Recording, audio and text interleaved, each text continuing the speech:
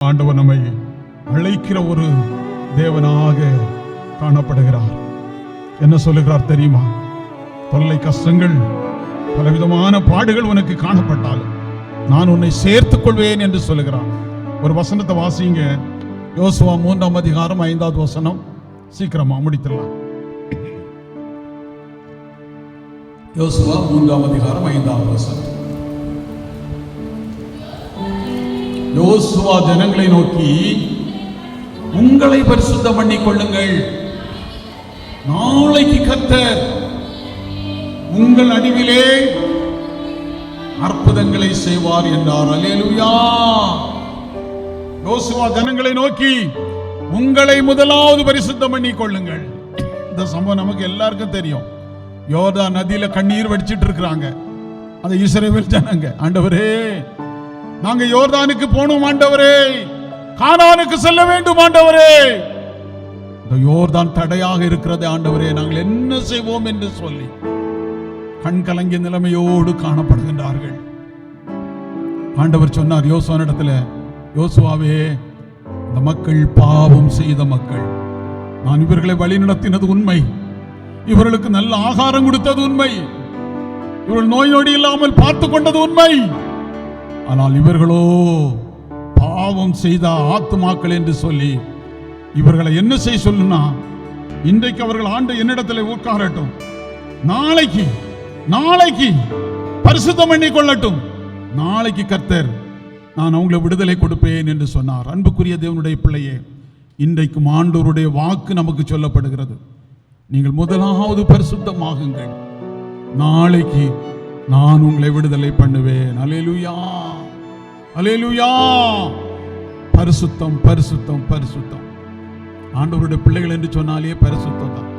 கண் பார்வையில பரிசுத்தம், பேச்சில பரிசுத்தம், நம்முடைய செய்கையில பரிசுத்தம், ஊழியத்தில பரிசுத்தம். இதைத்தான் இன்றைக்கு ஆண்டவர் விரும்புகிறார். இன்றைக்கு எந்த சூழ்நிலையிலே காணப்படுகிறோம்? அருமையான தேவனுடைய பிள்ளையே, இந்த இஸ்ரவேல் ஜனங்க என்ன செய்கிறா பாருங்க. ராம் முழுதும் அழுதாங்க, கண்ணீர் வடித்தாங்க. ஆண்டவரே, எங்களை ரட்சியும் அப்பா. ஐயா, எங்களுக்கு யோர்தான் வழிவிடாமல் காணப்படுகிறது. ஐயோ, கானானை பார்க்கிறோம், பாலும் தேனும் ஓடுகிற தேசத்தை நாங்கள் பார்க்கிறோம், ஆனால் அதற்குள்ளாக நான் கடந்து போக முடியவில்லை ஆண்டவரே என்று சொல்லி யோர்தான் நதியிலே கண்ணீர் வடித்த மக்களாக காணப்பட்டார்கள்.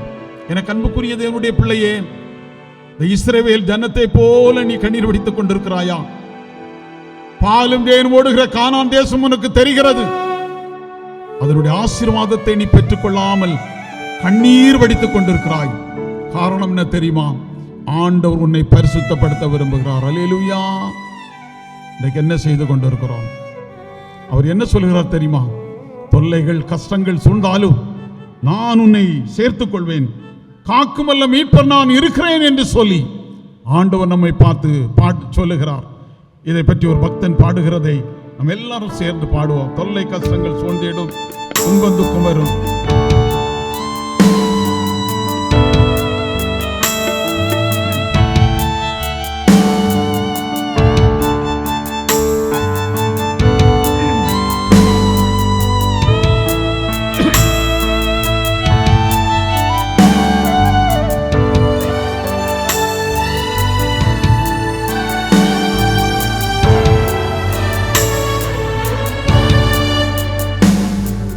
தொல்லை கஷ்டங்கள் தோன்றிடும், துன்பம் தூக்கம் வரும்,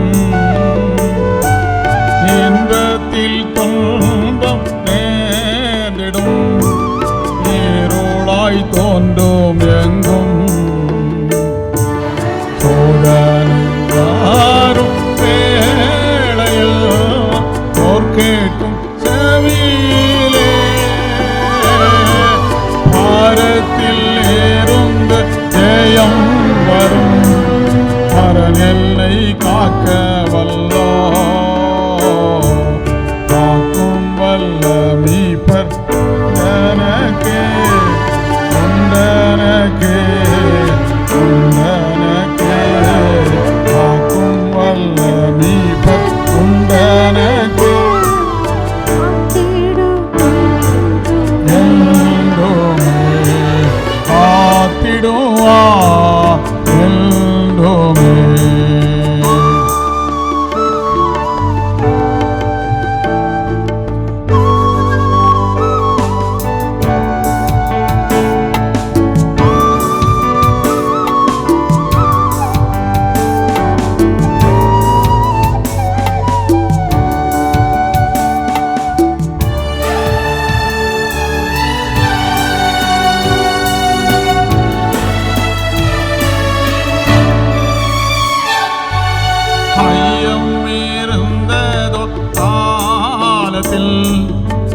ஆவி குறைவாழ்த்தா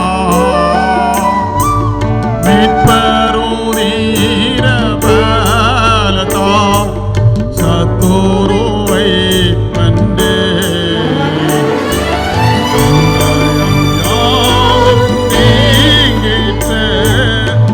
சுகை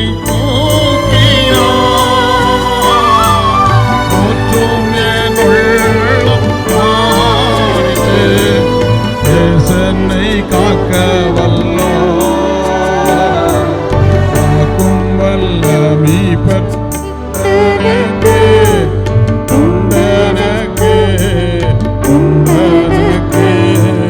காக்கும் வல்ல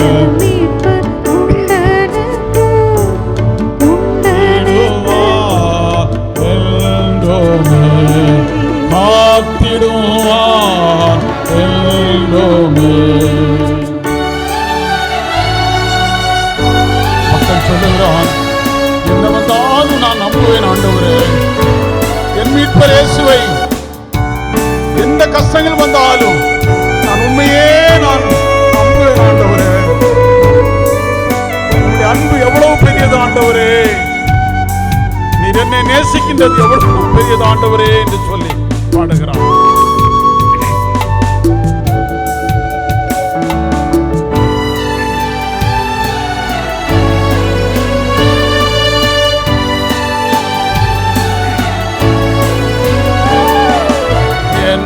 வந்தாலும் நம்புவேன் என்னை மீட்பரை.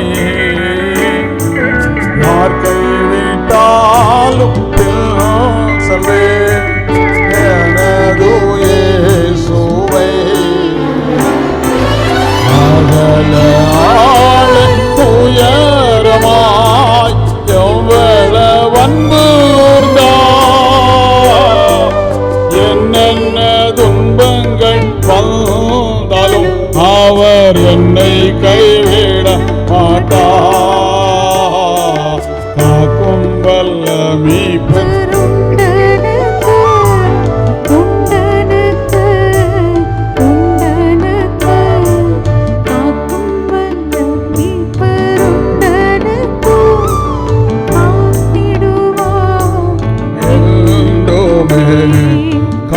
காத்திடுவான் எல்லோமே, காத்திடுவான் எல்லோமே. காக்கக்கூடிய தேவன் நம்முடைய தேவனாக காணப்படுகிறார். எந்த தொல்லைகள் வந்தாலும் எந்த கஷ்டங்கள் வந்தாலும், மகனே நீ வா, நான் உன்னை காப்பேன் என்று சொல்லி நம்மை அரவணைக்கின்ற ஒரு தேவனாக காணப்படுகிறார்.